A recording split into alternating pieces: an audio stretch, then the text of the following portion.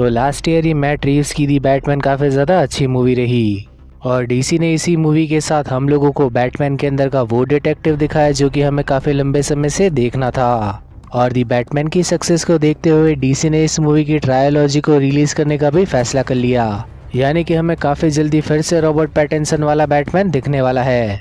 और फिलहाल के इस मूवी के शेड्यूल को देखते हुए हमें बताया जा रहा है कि ये मूवी अक्टूबर 2025 के अंदर रिलीज़ होगी, यानी कि इस मूवी को विटनेस करने के लिए हमें 2.5 साल और रुकना पड़ेगा। और मैट रीव्स ने इसी के साथ ये कंफर्म कर दिया है कि उस मूवी के अंदर भी हम बैटमैन की स्टोरी को और अच्छी तरह से एक्सप्लोर करेंगे।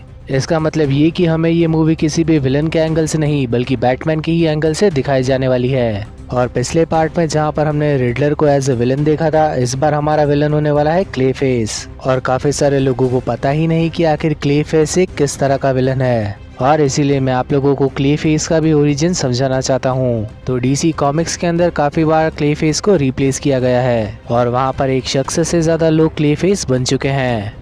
तो सबसे पहले जब क्लेफेस को इंट्रोड्यूस किया गया था तो वो एक थिएटर में काम किया करता था और उस इंसान का नाम था बेसिल कार्लो। बेसिल कार्लो एक कंपनी के लिए एज ए एक्टर काम किया करता था और वो कंपनी फैसला करती है कि वो लोग बेसिल कार्लो के प्ले को फिर से रिबूट करेंगे। और यहाँ पर ही उस कंपनी ने फैसला किया था कि बेसिल कार्लो उस प्ले के अंदर काम नहीं करेगा। और इसी बात पर बेसिल कार्लो को काफी ज्यादा गुस्सा आ जाता है और अब बेसिल कार्लो ये फैसला कर लेता है कि जब भी ये लोग उस प्ले को पब्लिक के सामने परफॉर्म कर रहे होंगे तो वो इसे बिगाड़ देगा। और जैसे ही ये प्ले परफॉर्म होने लग जाता है तो बेसिल कार्लो वहाँ पर पहुँच जाता है। उसने एक मास्क पहना हुआ था और वो लाइट्स को ऑफ कर देता है और उस जगह पर पहुँचने के साथ ही वो एक्ट्रेस को भी मार देता है। अब पुलिस भी इस जगह को बंद कर देती है लेकिन उनके हाथ एक भी सुराग नहीं लगता। और इस स्टोरी लाइन के अंदर हमें बैटमैन यानी कि ब्रूस वेन की फियांसे से मिलाया जाता है जिसका नाम जूली था और वो एज एन एक्ट्रेस उसी जगह पर परफॉर्म किया करती थी। अब जूली को यहाँ पर डर लगने लगता है क्योंकि वो भी प्ले में अगली बारी मरने वाली थी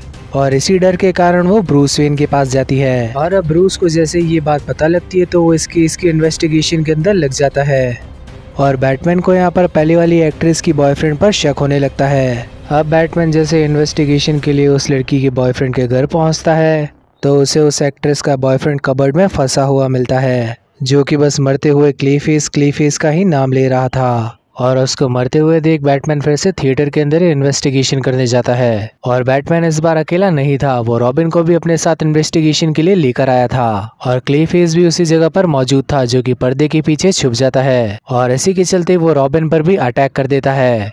क्लेफेस से लड़ते समय रॉबिन का पैर फिसल जाता है जिस वजह से वो विंडो के बाहर गिर जाता है, लेकिन सही समय पर बैटमैन आकर उसे बचा भी लेता है।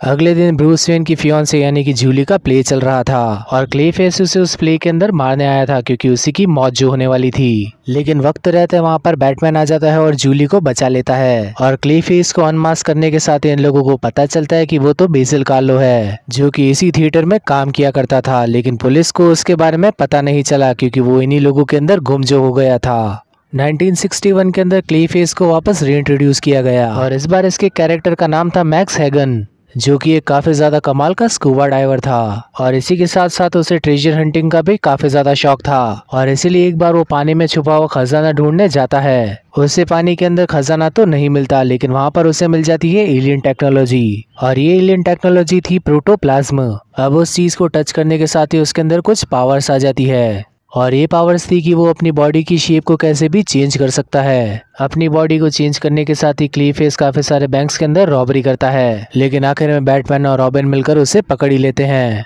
इसी के चलते अब 1978 के अंदर हमें क्लेफेस फिर से रीइंट्रोड्यूस किया गया और इस बार इसके कैरेक्टर का नाम था क्रिश्चियन केन।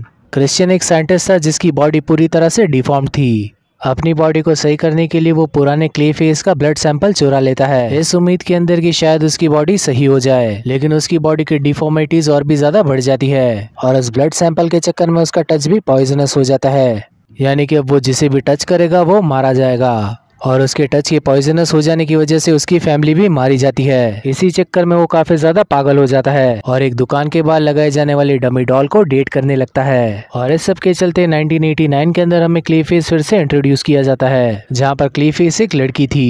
अब ये चारों क्लेफेस मिलकर हमारे बैटमैन से लड़ाई करते हैं। लेकिन जो पहले वाला क्ले फेस था बेसिल कार्लो, वो इन सभी को धोखा दे देता है और बाकी के 3 क्ले फेस का ब्लड सैंपल चुरा लेता है और इसी चक्कर में वो बन जाता है सबसे ज्यादा पावरफुल क्ले फेस और इसी के चक्कर में उसकी बैटमैन से भी काफी बार लड़ाई होती रहती है। तो फ्यूचर में आने वाली दी बैटमैन 2 के अंदर हमें बेसिल कार्लो वाला क्ले फेस ही दिखने वाला है। और ये चीज मैं आप लोगों को इसलिए बता रहा हूँ क्योंकि मैट रीव्स की बैटमैन के अंदर हम कोई सुपर नेचुरल एंगल एक्सपेक्ट नहीं कर सकते, क्योंकि आने वाली ट्रायोलॉजी हमें बैटमैन के डिटेक्टिव एंगल को दिखाती है। और आप लोगों को ये नहीं भूलना चाहिए कि बेसिल कार्लो एक एक्टर है, तो इस मूवी के अंदर हमें काफी अच्छा परफॉर्मेंस भी दिख सकता है। तो बस इतनी ही बात थी दी बैटमैन 2 को लेकर। आप लोगों के इस बारे में क्या थॉट्स है कमेंट सेक्शन में बताना मत भूलना। और इसी टाइप की वीडियोस देखते रहने के लिए चैनल को सब्सक्राइब करने के साथ ही नोटिफिकेशन बेल भी ऑन कर लेना, ताकि फ्यूचर में आने वाली वीडियोस की नोटिफिकेशन आप लोगों से मिस ना हो। तो अब मिलते हैं किसी और वीडियो के अंदर, तब तक के लिए बाय एवरीवन।